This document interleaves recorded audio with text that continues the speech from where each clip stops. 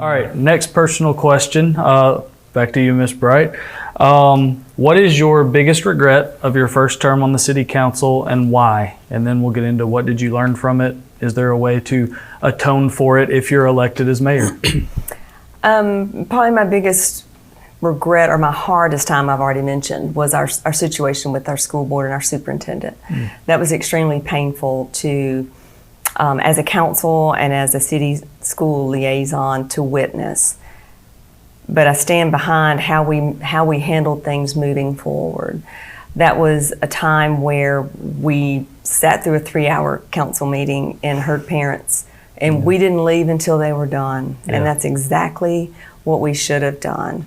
Board of Education meeting was the same thing. Hours of families coming in and sharing stories with us that we really were not aware of. So it was eye-opening, it was growing, and I hope that we never allow ourselves to be in that position again. So I would think that was the hardest thing that I had to walk through as a city councilor, as a mom, as someone who had raised all their children through the school system. It was really hard to see that. So that would be the hardest thing for me. Yeah,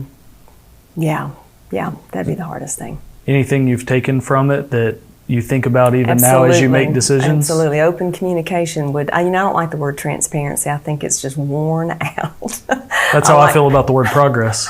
Well, there you go. I like open communication. Anyway, yes.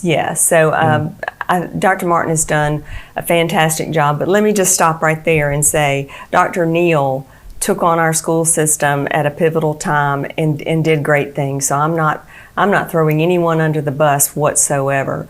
But the situation that maybe the communication part was missing between the Board of Education and the superintendent and other administrators, the whole thing. But we took it, we righted the ship, and we turned it around. Things are completely different now. We had Institute today, and it's like night and day. When Institute, for those that don't know, it's just like the beginning of the school year. So all the the teachers and administrative staff are there, like a kickoff to the school season, and it was very entertaining today with Family Feud. But we did learn a lot. We learned a tremendous amount, and we walked through Alabama School Board Association, their requirements, and we learned a lot from that on how to interview for a superintendent. And that included the community. There were surveys done. So yes, we learned a lot from that process. Yeah. Sounds good.